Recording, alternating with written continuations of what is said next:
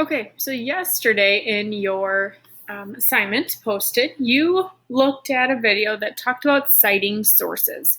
And that video just kind of gave the importance and the reason why it is so important that we cite our sources. Now, we are writing a topic on something or choosing a topic to write about on something that we're experts on. But that doesn't mean that we don't or that we know every single thing that we're going to put in our paper.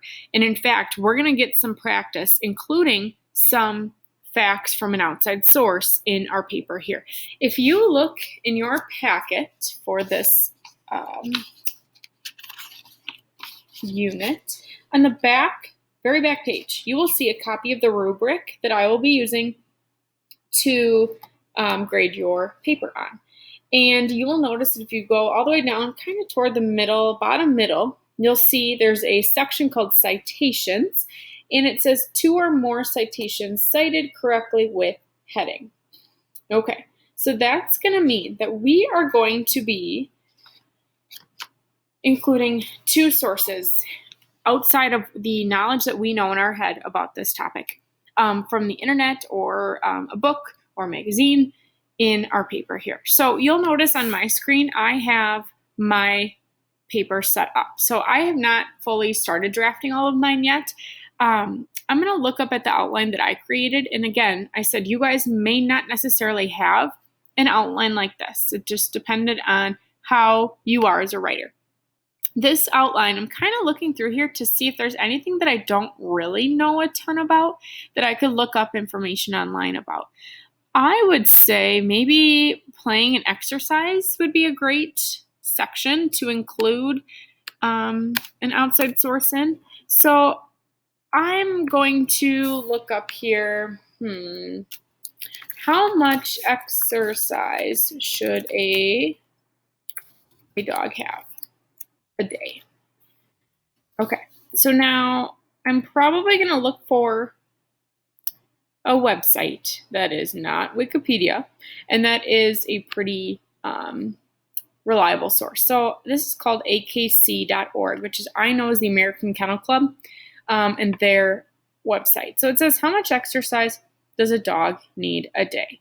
So I'm going to look for maybe a fact on here or kind of what they say on here, and I'm going to include that as part of my paper.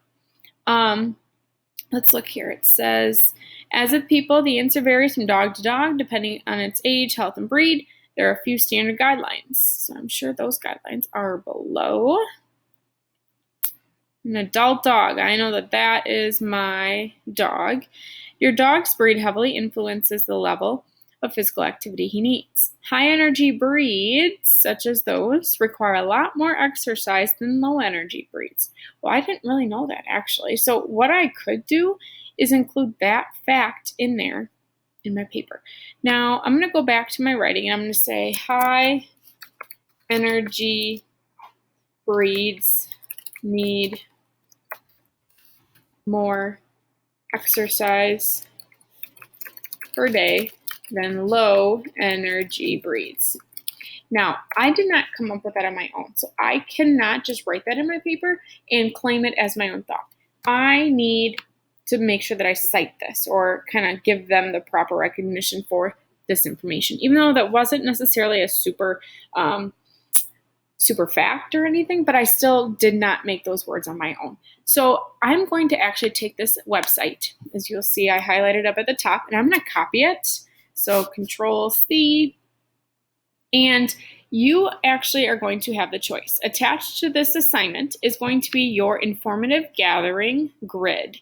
You have the choice of doing this online, digital version. You also have a paper copy of this in your packet that you are going to be having at least 2 different sources on this sheet. So I know that I was just getting that information from this website here. So I'm going to copy and paste this website that I just used, and I'm going to link it too just because it's the digital version. Why not?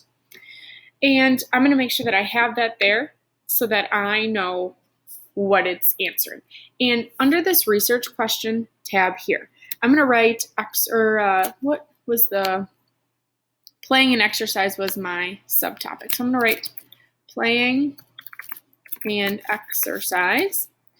And I'm going to write underneath here what information I got from there. So I'm going to say, I'm just going to copy it right from this here. Copy and paste. And I'm going to get rid of that bullet. And just do that. So that I know that under this paragraph or this topic, playing an exercise, this quote was found on this website. And I'm going to make sure that I have 2 of these filled out. And the reason for that is because we are going to be giving credit to this author for their fact that they gave us. Now, I am probably going to look here and just see if there's any other subtopic that I know would work really well with finding a fact online, maybe hunting or vet. I actually don't know much about the vet, so I wouldn't want to put those words that I don't know much about into my paper. So I could research different things about a vet and taking a dog to the vet of some sort.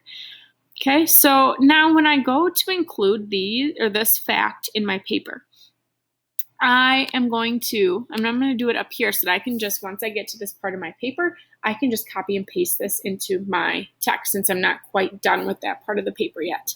I'm going to say, because I got it from the American Kennel Club's website, according to the American Kennel Club's website, I'll make sure that's lowercase, high energy breeds need more exercise per day than low energy breeds. Okay, so now I just gave them credit here and I said, yeah, American Kennel Club's website, this is what they said. Now, and I didn't necessarily say, said the American Kennel Club's website. So we're only going to have 2 of these. If you want to include more, you're more than welcome to, but we're only going to really have 2 of these in our paper.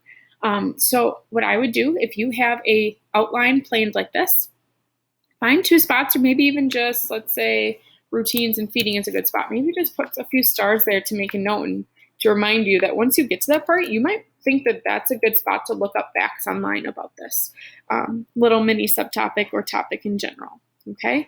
Now, like I said, you get to choose. If you want to use your paper copy, you can cut that out and glue that into your composition notebook so you don't lose it.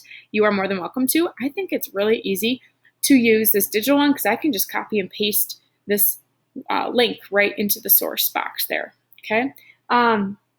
If you are doing it in the paper copy, what I would do is have you write down this website that you have at the top of the page that you got that information from in that little box. And then you could just write a few keywords, not necessarily the whole sentence, but a few keywords that you got from them in that website or that book, whatever you're using as your source in that little box on the grid in your paper. Okay, so this is all we're working on today.